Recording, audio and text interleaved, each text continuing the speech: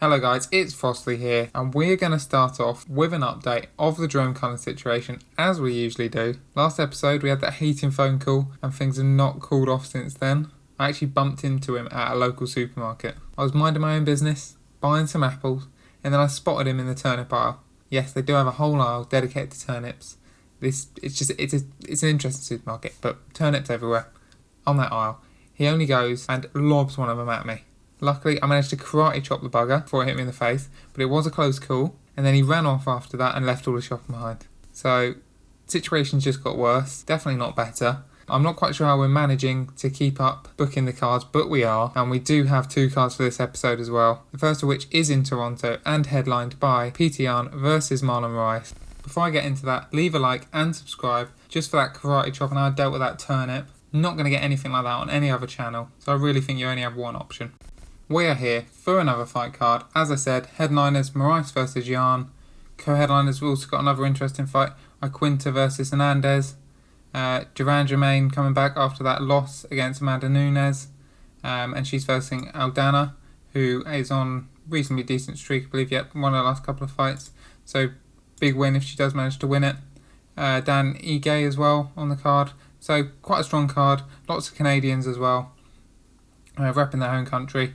Should be interesting to see how they get on. So, first fight, Jonathan Pearce versus Nad Narimani. Nad Narimani is from Bristol in England. So, from where I'm from, England. So, it'll be interesting to see how he gets on against Jonathan Pearce, who's lost his first fight against Joe Lozon, first fight in the UFC. So, let's see how they get on. And the English fighter has won. Nad Narimani has won by unanimous decision. Decent fight. Not a bad way to get it started. Just notice, Dinky Ninjas is his, where he trains, which is interesting. I've never heard of that. I'm going to have to give that a Google after. If that is a real place, Dinky Ninjas. Interesting name for a gym. Okay, so next one to Kyle Nelson versus Arlon, Arlon Cruz, who's lost his first fight in UFC against Spike Carlisle, and Kyle Nelson has won his last fight but lost his last couple. So both these guys not a particularly good start, and Cruz has managed to get his first win in UFC. It's a really big win for him. Unfortunately, the Canadian fighter has lost. Now we're on to another Canadian fighter, Gillian Robertson against Aranjo. Robertson is 7-4 and 4 wins, 2 losses in UFC, so she had done pretty well, but did lose to Macy Barber in her last fight. Of course, Barber's a pretty big prospect, so there's no shame in losing to Barber necessarily. And then Aranjo had decent first couple of fights, won, and then lost against Jessica Ai, who is another highly ranked fighter. So let's see how it goes. And Robertson has won via unanimous decision. Really big win for her career. After that loss, to win again. She keeps rebounding, really impressive, and potentially a prospect. She is only 25 years old. Definitely expect to see her working her way up, hopefully. And that is a Canadian win as well. So, next on the card, we've got Zabaria against Gavin Tucker. Zabaria, Russian fighter, who's won 4 and lost 1 in the UFC so far. Also had a draw. Won his last fight. Last 3 fights not so good though.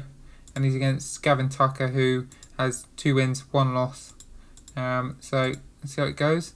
And Gavin Tucker has won, so that's a huge win for him against a guy who had a decent record in the UFC so far. And he is another Canadian win, which is brilliant. The fight was rated as great. Now on to Mitch Gagon against Eduardo. I think this might be headlining the prelims. We'll find out. And it is... Gagon is another Canadian fighter, 4 wins, 0 loss, not 4 wins, 0 loss in the UFC, 4 wins, 4 losses in the UFC, lost his last 3 fights, so he really needs to pick up a win, and he's against Eduardo, who's another guy that's quite experienced, and he's lost his last 2 fights, so both these guys do desperately need a win, and Eduardo has got the win, so it's probably going to be Gagnon cut from the UFC. But big win for Eduardo. I mean, he's 40 years old, and probably just the last couple of fights before he retires. But and as I'm about to say, last couple of fights retires. He retires on the win, which is fair enough. Eduardo has retired, and he thanks all the sponsors. And now we are in, no, I believe this is headline, the prelims. It is Laprise versus Chargas. Chargas has an alright start to UFC, not particularly special, against Laprise, who is 6 wins, 4 losses, has lost his last couple as well, although he has some wins against some decent fighters here, and a 3-win streak with all finished with strikes. So, not done too bad. You'd expect him to win this fight, and he hasn't won this fight. So big win for Chargas, submission win, and the fight is rated as good. So not getting the Canadian fans off to a great fight, moving on to the main card, but it is what it is. And we are now into Dan Ige against Dawodu, and this is actually a really interesting fight because Ignate he beat Bektic in his last fight, who is a highly ranked fighter from Bosnia, and he probably should be a bit higher ranking than even 16th in the featherweight division. To be fair, he's probably more like near in top 10. Some of the rankings aren't quite right with the database I use on this game. It doesn't seem to quite factor in the wins that have happened properly for some reason. And now it's Dawodu he's against, who's another guy who's on a reasonably big winning streak. Both two fights have been won by split decision though, so maybe not quite as convincing. And he does come in as an underdog. I think I'm expecting Dan Ige to win, and then we have got a card later on in a few months' time in Hawaii, so hopefully I'll be able to get him on that card. Let's see how it goes though. And Dawodu has won via split decision, so not as I expected, but Dawodu another split decision win, and that is a 5-win streak now. So he's worked his way up the division, and good for him, to be fair. The Canadians won. Okay, now it's Silva against Makdessi. Is it Makdessi? It's been around for ages and I don't even know how to pronounce his name. There's so many names that you just look at and never really realise that now I'm doing these videos I realise that I need to learn how to pronounce them as well. But he's done alright actually in the last few fights. He did lose his last one, but some wins before that. And he is 10 wins, 7 losses in the UFC. Been around for a long time. Always just kind of been a decent fighter, but never really getting into top 15 in any kind of consistent fashion. And he's against Silva, who's 4 wins, 2 losses, lost his last fight via knockout. Let's see how it goes. And Silva has won, and it was rated good, submission, rear naked choke in the second round. Okay, so now we're getting into the third fight on the main card. This is Duranjame against Aldana. Duranjame, of course, famous for being absolutely terrible champion when she beat Holly Holm and then decided not to fight Cyborg, so she's not really many people's favourite fighter in the world. And thankfully she did lose to Amanda Nunes in the last fight. She comes in as a reasonably big favourite against Aldana, who is a decent fighter, who's, as I said before, has decent last 6 fights. She's won, is that last 6 fights? Yeah, last 6 fights she's won 5 of them. And if she gets a win here, then she's shot up right up the rankings. I'm hoping she kind of does, but let's see. She doesn't, unfortunately, and it's a big knockout for Duranjame, with a first round knockout within 2 minutes. The fight was rated as good. Okay, and now we're into Ali Quinta versus Alexander Hernandez. Alexander Hernandez shot onto the scene with a really big KO over Dariush. I remember watching this and just being like, wow, this guy is really one to watch. And then he won his next fight against another prospect, pretty big prospect, then did lose to Donald Cerrone, and that kind of stopped him a little bit in his tracks. But won his last fight against a really established fighter in Trinaldo. So this is a big fight against a similar kind of calibre to Donald Cerrone. And if he does manage to win this, we can see him shooting back up the card. Quinta, of course, had that fight against Khabib. He's recently lost against Cerrone and Dan Hooker. But he is a really good fighter, and I do kind of expect him to win this, but we'll see how it goes. And he does win it. And the fight is rated as great. So Ali Quinta back into the win column, and that is setting us up nicely to get into the main event, which is a really big fight in the bantamweight division. It is Marlon Moraes, who is coming off his win against Jose Aldo, and he is fighting against Petr Yan, who's on a really long winning streak in the UFC, 6 wins in the UFC so far.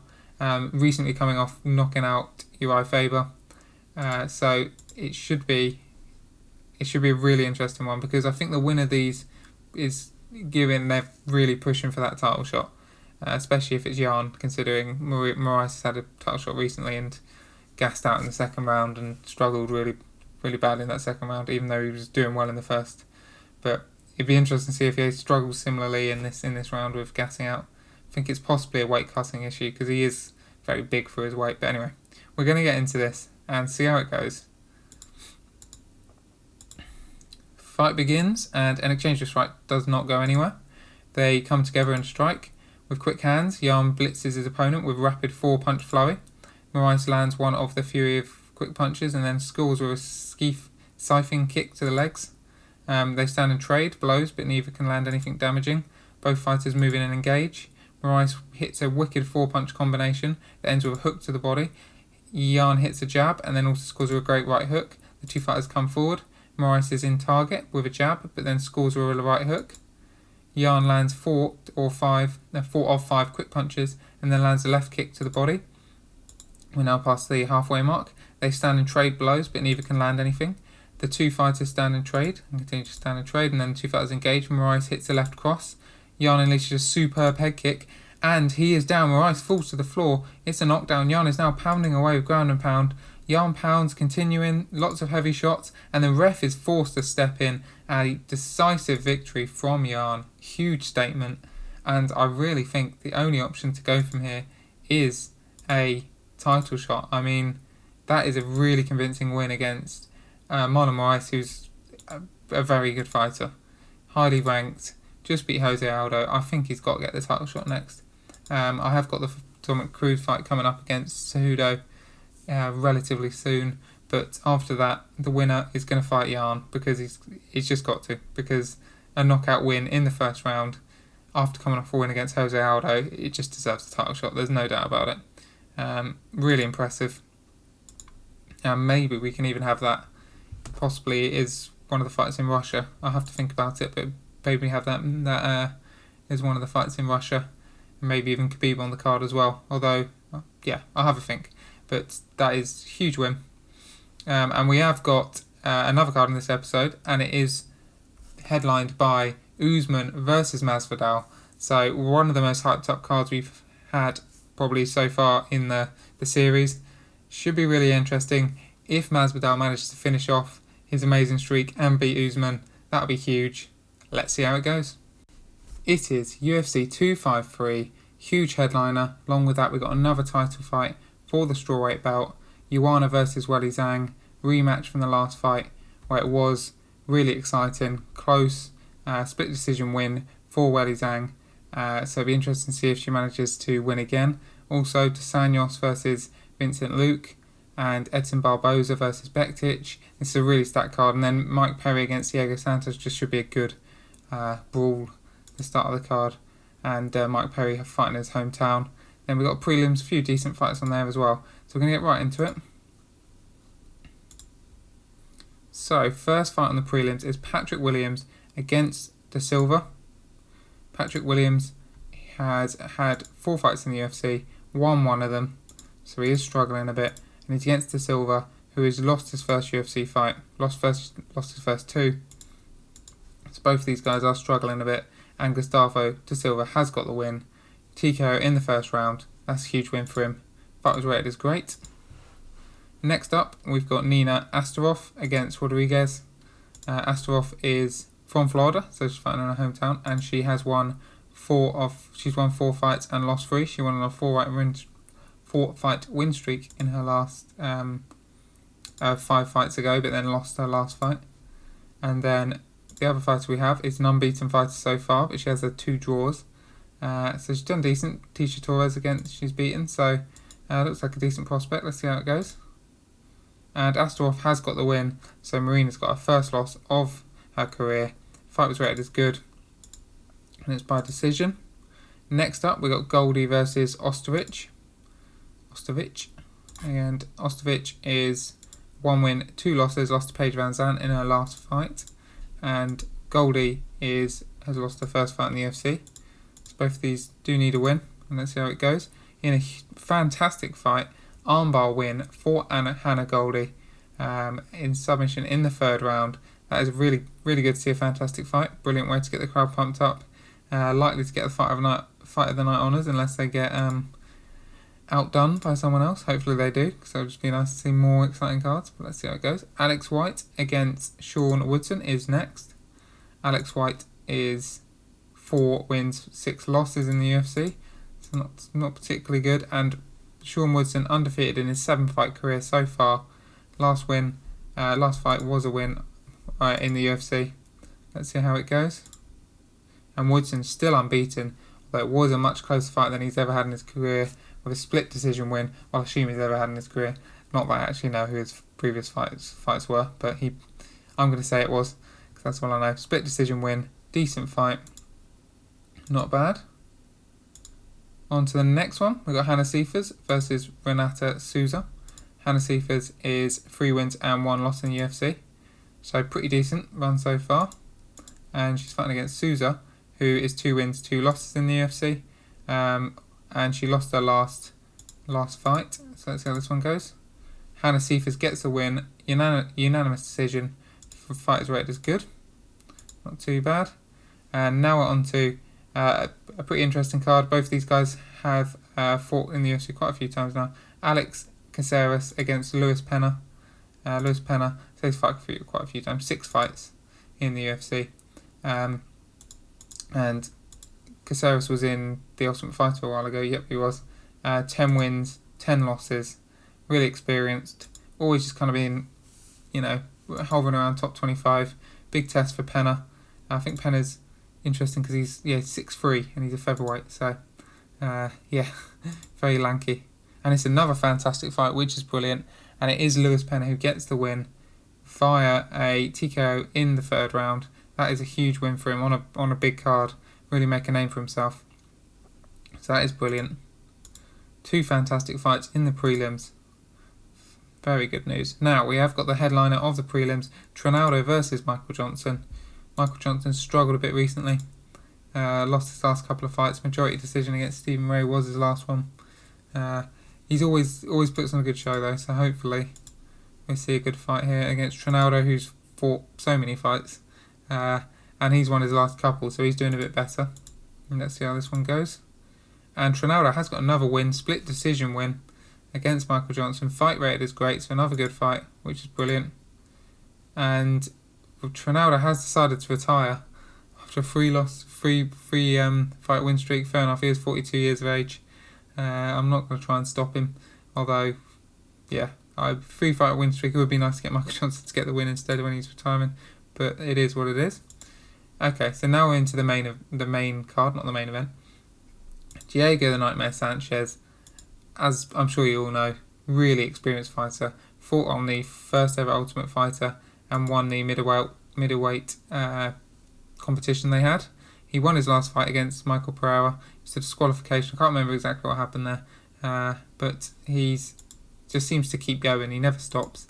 He's against Mike Perry, who's kind of got really famous. Well, I said really famous. He got reasonably famous over kind of being a bit controversial and things, but not really ever delivered quite to his potential maybe in the UFC, and he has lost his last couple of fights. He really could do with a win here. Let's see how it goes. And Mike Perry does get the win, and we get another fantastic fight, which is excellent. I don't know, it's going to be difficult to pick fight of the night at this rate, but Mike Perry gets the win, TKO strikes, 3rd round win. That's excellent for Mike Perry. Maybe we can see a bit of a resurgence. He's still 29, so his career's not over. Okay, next up, Edson Barboza against Bektic. And Edson Barboza has, really exciting fighter. Always doing mad striking and everything, but last few fights, not done very well really. Lost to Paul Felder. Was a split decision, really close fight. Edson Barboza did deserve to win that, I believe, when I watched it. And then Bektic is the other fighter, 6 wins, 3 losses. Lost his last 2 though, so he is struggling a bit in his last 2, but a really good fighter. So let's see how it goes. And Bektic gets the win, so Barboza another loss. It is rated as average though, the fight, so nothing special. And now we're on to Rafael dos Anjos against Vincent Luke. Dos Anjos, another really famous name. I'm sure all of you have heard of him. Had the title for a little bit, the lightweight title, and then it was the lightweight, wasn't it? Yeah. Light heavyweight. And then he, not light heavyweight. I always say light heavyweight by accident when it's lightweight. The lightweight title. And he has, again, like a few of the ones I've been saying on this card, has struggled in his last fights. So we've got quite a few fighters on this card that are kind of big names that have struggled in their last few fights. And he's against Vincent Luke, who had a really good run going and then lost to Stephen Thompson. And he did get quite comfortably beaten really against Stephen Thompson. So he'll be hoping to bounce back. But he doesn't bounce back because dos Anjos has got a win. And it was a submission in the second round. Fight rated as good. Brilliant. So now we are into the co-main event. And we're going to watch the commentary for this one because I think it's a really intriguing one. It will be a 5-rounder. Main event. Why am I saying main event again? It's not a main event. It is for the title though. Strawweight belt.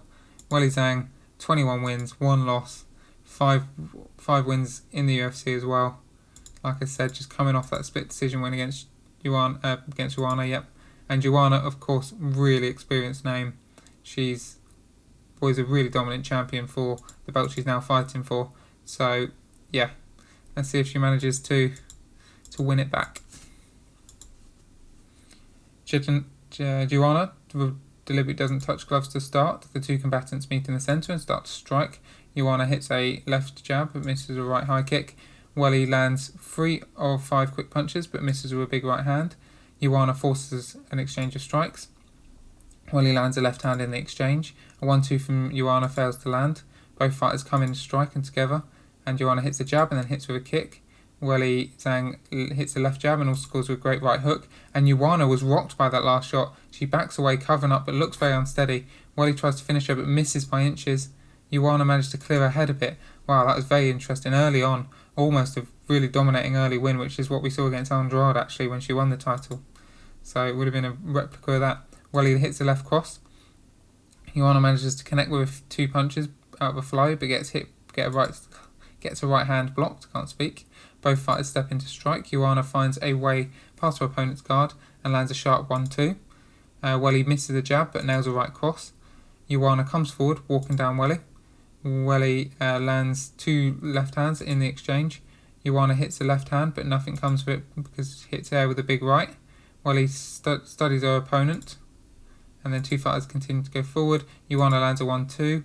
Weili manages to land 2-punch combination and a quick left hand and straight right. Going into the half point now. An exchange of strikes happens, but not much happens really. Both fighters continue to strike. Joanna hits a jab and also scores with a quick kick to the leg, and then Weili lands a left hook. Both fighters meet in the centre again. Weili misses a right cross that leaves her wide open. Joanna comes with a low kick. Joanna misses a jab but connects with a right hand. Weili scores with 4 punches, but then doesn't hit with the right hand. Joanna pulls her best mean face to try to stare down opponent. You did kind of see her do that in real life, so that's fair enough. Weili is off target with a jab, but scores with a left kick to the body. Joanna finds a good angle and lands with a nice right 2. Nice 1-2. Joanna forces an exchange of strikes. Weili throws a counter jab, but doesn't connect. Counter left, not counter jab. Joanna can't connect with her set-up strikes, but then she lands a low kick to the legs. Both fighters meet in the centre. Joanna hits the left hand. Weili uses a left jab and also nails a vicious right cross, and Joanna wobbles and she's knocked down again just in the end of the first round. Will she survive?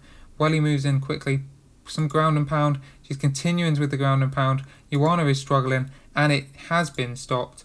A decisive win for Weili Zhang, and now you might be looking at a real long-term strawweight champion. Dominant win over Joanna. She's looked dominant since she came in. Joanna looked like the only one that was getting close to matching her, but she's just knocked her out. So brilliant for her, and hopefully she can really make a name for herself, also for her reputation in UFC in China. Could definitely have another card out there, and she will headline it and be a big name that can go out and fight there. So now we are into extremely exciting fight, Usman versus Masvidal. I probably don't have to introduce him that much, but Masvidal, last 3 fights, unbelievable run really. Knocked out Darren Till in a pretty big upset. Then knocked out Ben Askren in one of the most famous moments in UFC history, really. He had knockout in 5 seconds, and then he beat Nate Diaz really comfortably. It got stopped by a cut, but he was in control. And Usman has just been dominant since he's come in, really. There's not really been any fighters that have looked like they're gonna win. So he's almost similar to Khabib in some senses, in the sense that he's wrestling and he just kind of grinds his opponents down and always looks really comfortable in fights.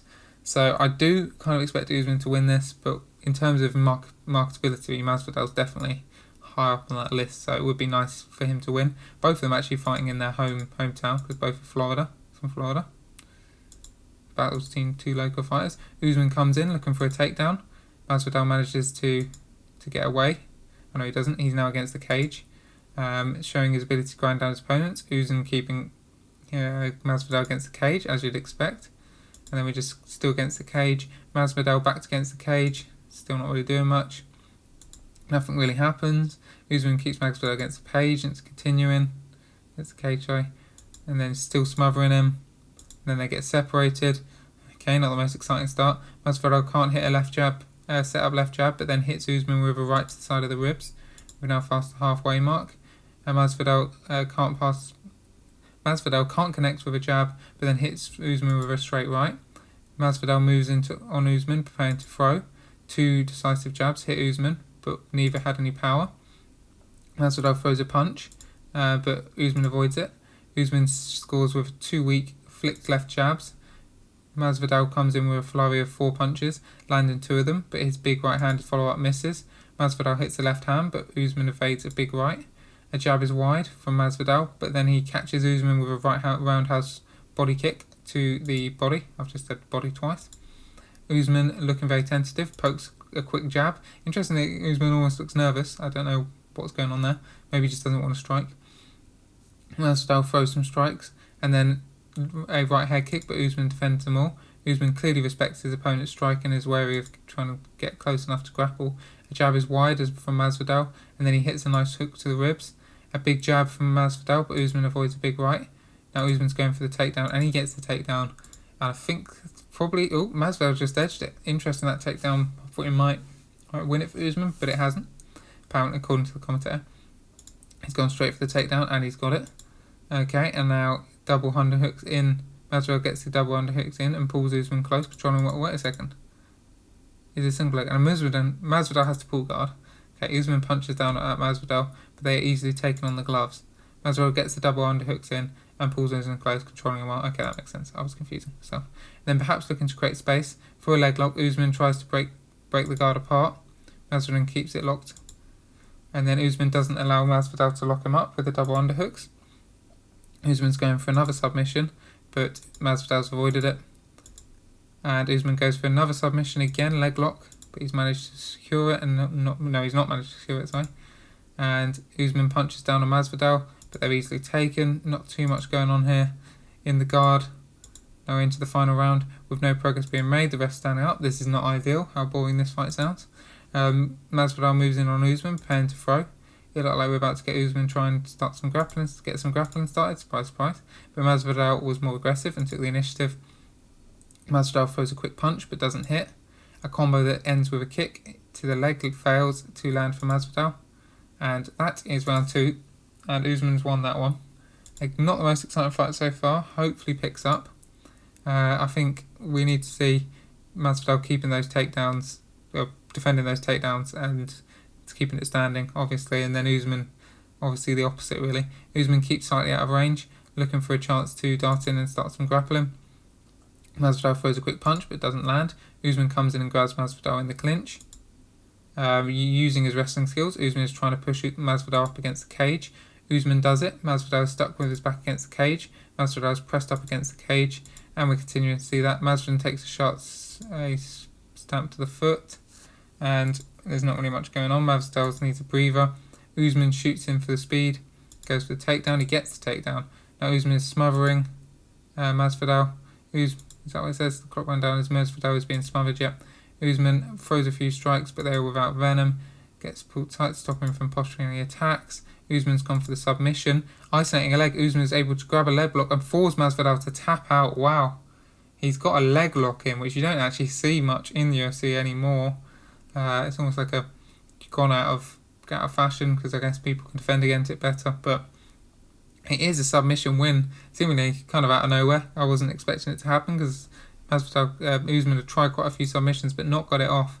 But Usman has won in what seemed like pretty comfortable fashion. Not very exciting fashion. Fight was rated as average, unfortunately. Had a lot of good fights on this card. This wasn't one of them. But big win for Usman. I mean, he's a dominant champion. He just is. He's almost like, could be the next George St. Pierre in terms of just dominating, and maybe not the most exciting fights, but becomes an attraction just on the sense that he does beat everyone. So, and Khabib, similar to Khabib. But yeah, we're just going to have to keep seeing how it goes with him. So that is it for today's episode, guys. We have 2 more exciting cards for next episode. One of them headlined by what is a kind of traditional face versus heel matchup, if you were thinking about wrestling, with Colby Covington against Stephen Thompson. So if you want to watch that one, subscribe, leave a like on the video if you enjoyed, and I will see you next time.